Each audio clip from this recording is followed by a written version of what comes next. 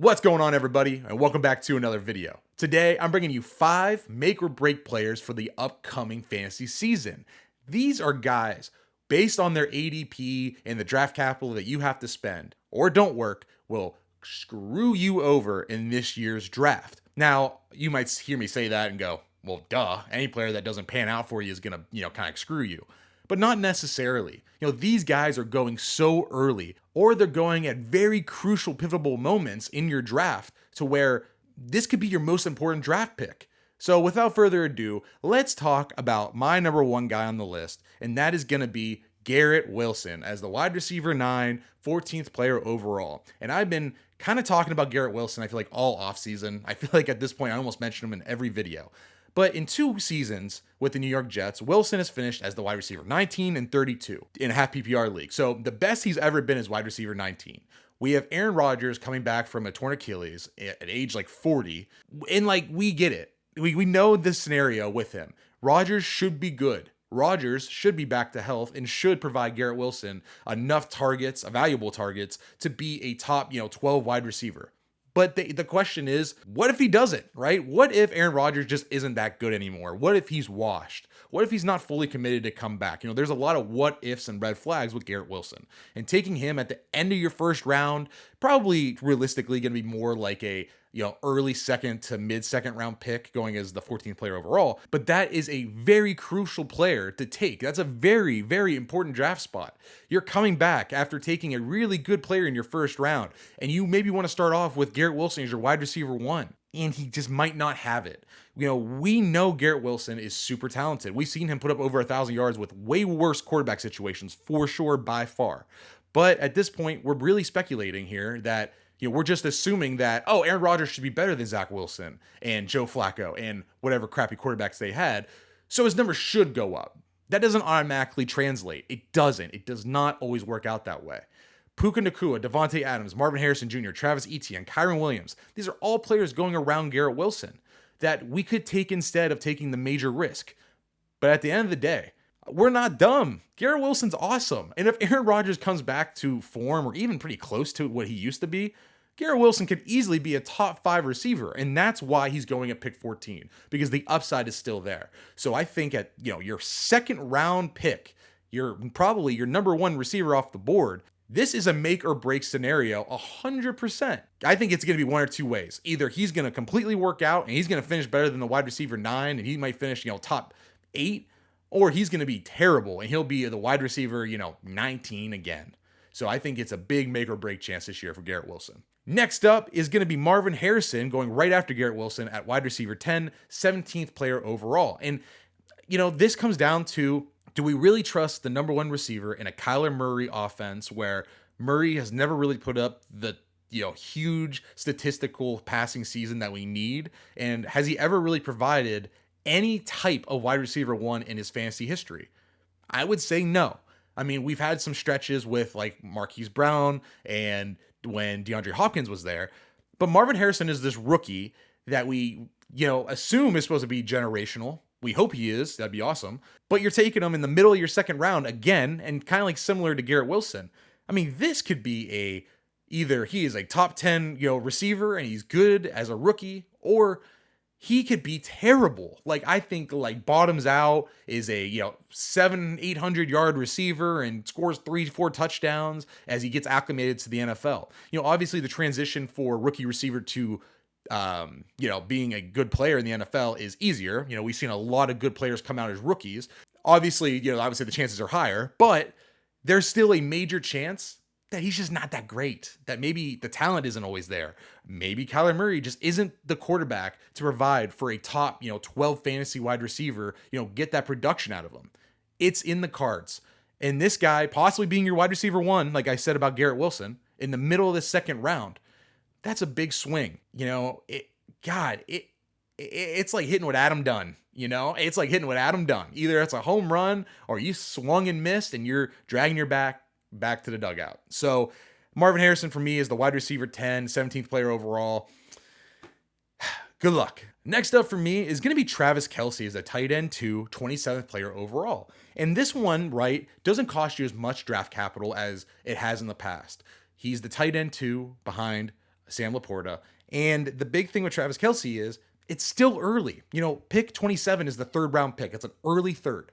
That is still a very, very crucial player. If I look up real quick on what players go around him, we got players like, Sam Laporta is going 2 picks earlier.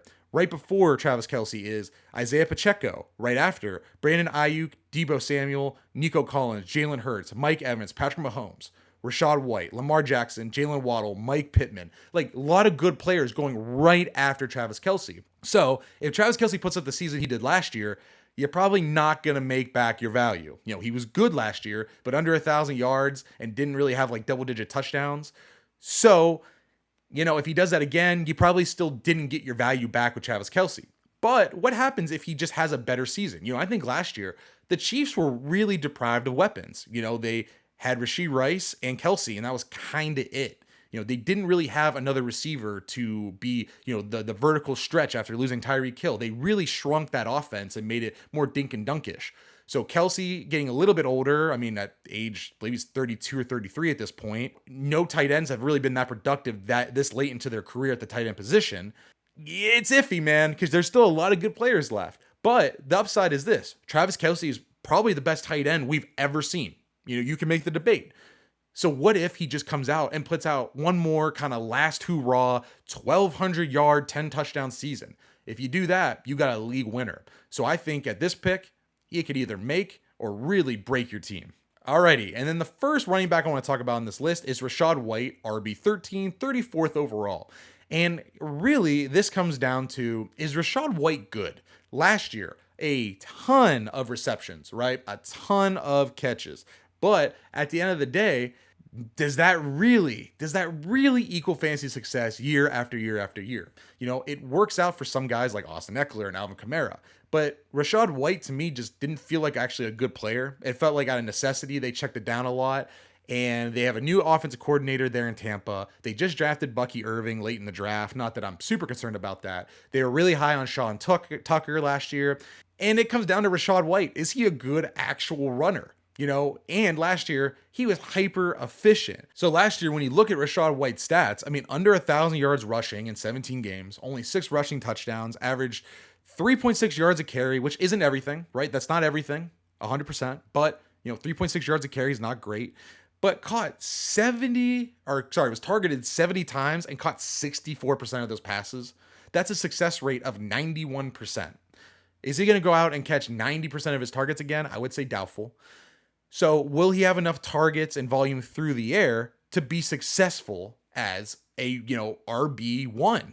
He's going as what? The RB13, so he's right outside of that. It's hard because at this point, once again, pick 34, that's a third round pick. You're going with guys where you have Lamar Jackson, Jalen Waddle, Michael Pittman, Stephon Diggs, DJ Moore, James Cook, DK Metcalf, Cooper Kupp, Joe Mixon, CJ Stroud, Kenneth Walker. A lot of good players that you could take over him. So taking the shot on Rashad White, where it seems like most of his value is going to come through the air as a running back, it's dicey to me. But the upside is there. What if he figures it out as a running back? What if he just gets enough volume to be a 1,100 yard rusher and all the receiving comes back to where he goes for 400 or 500 yards?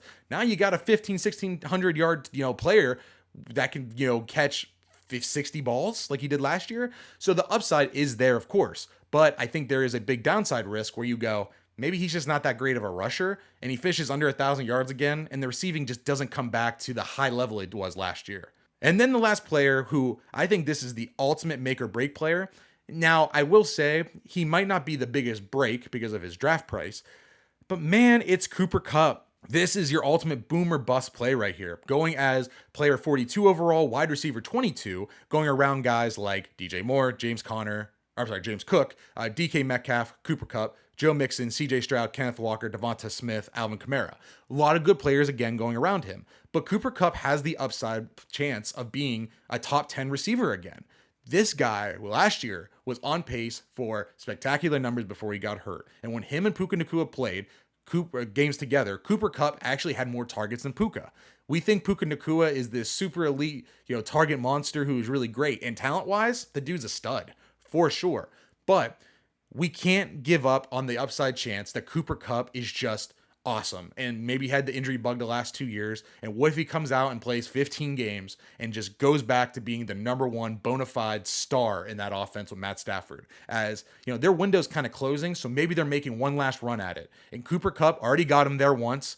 Maybe he could do it again. Now, the big downside is, hey man, Cooper Kupp hasn't been healthy in like 3 years, it feels like. In his, past 3 seasons, he's played, let's check it here real quick. In 2021, he played all 17. That was a Super Bowl year. 2022, he played 9 games. And then last year, he played 12. So the last 2 years, he's missed 5 and 11 games, if my math is right. 11 games. That's huge. I mean, that's a big injury concern. But we know Cooper Kupp. He has the huge upside chance to be a top, 10, if not 5 receiver. But with the injury concern and Puka Nacua being there, he has the chance to finish as the wide receiver 22, which would be, truthfully, kind of a bust here at pick 42. And all right, those were 5 make or break players for fantasy football this year. I really wanted to talk about early guys because obviously if I'm talking about like Javonte Williams being a make or break guy, he's really not, because the draft capital just isn't high enough necessarily for you to really, lose your league because you whiffed on Javonte Williams. But I think I did it pretty well with picking guys who are valued highly enough to really be big factors to your team. Guys with huge upsides, but also really scary floors. I want to thank you so much for watching the video. If you liked the video, leave a like down below and comment who you think your make or break players are for this year, whether you agree with my picks, and let me know down below. Subscribe to the channel for more content as it's coming all over August. We're officially there. It's August 1st as I'm recording this video. So fantasy drafts are, 3-4 weeks away. We head into Labor Day weekend. So stay tuned, subscribe for more, and I'll see you guys next time. Thank you for watching.